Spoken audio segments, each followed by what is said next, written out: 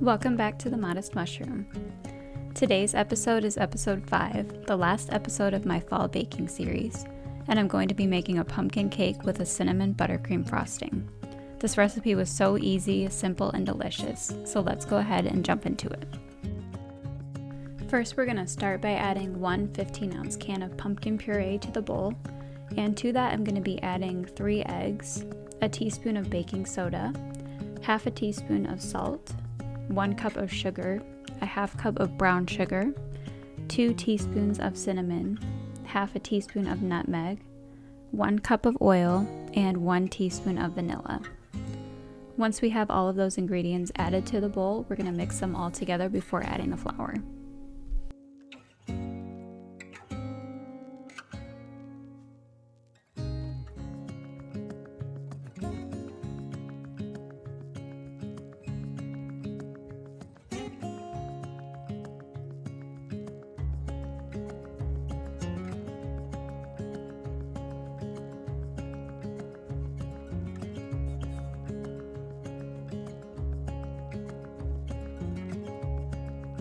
Now that we have those first ingredients well combined, I'm going to be adding 2 cups of whole wheat flour.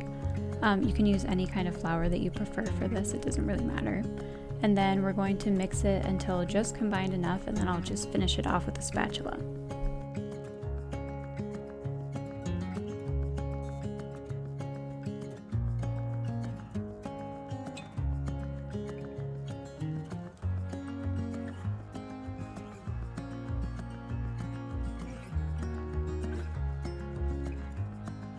Now we can pour the batter into our 2 loaf pans, and I already have these greased with some butter.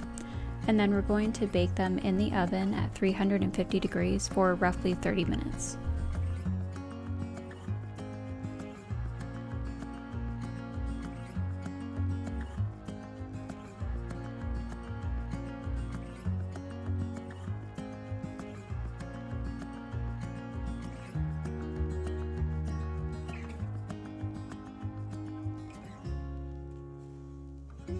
And this is how they turned out. And they would have been absolutely perfect just like this, but I wanted to make some frosting to go on top, so I'm going to make a simple cinnamon buttercream frosting.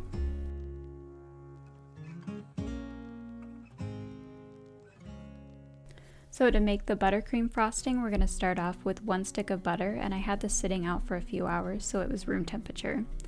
And once we have that mixed up just a little bit, I'm going to be adding 1.5 cups of powdered sugar. And we're also going to add a teaspoon of vanilla, a teaspoon of cinnamon, half a teaspoon of nutmeg, and then we will also be mixing in half a cup of milk.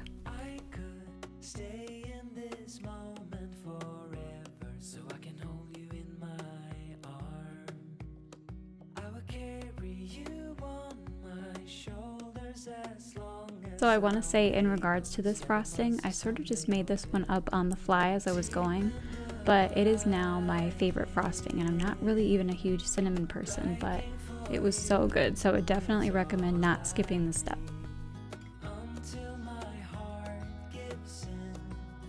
And now it's time to frost the cake, so I'm going to do my best to try and make it look presentable, but don't judge my frosting skills too harshly.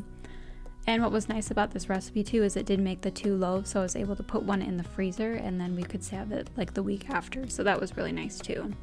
But I do have to say, I am going to be making this cake for my birthday this year because I fell in love with it, and like my whole family loved it too, so this was like a definite 10 out of 10.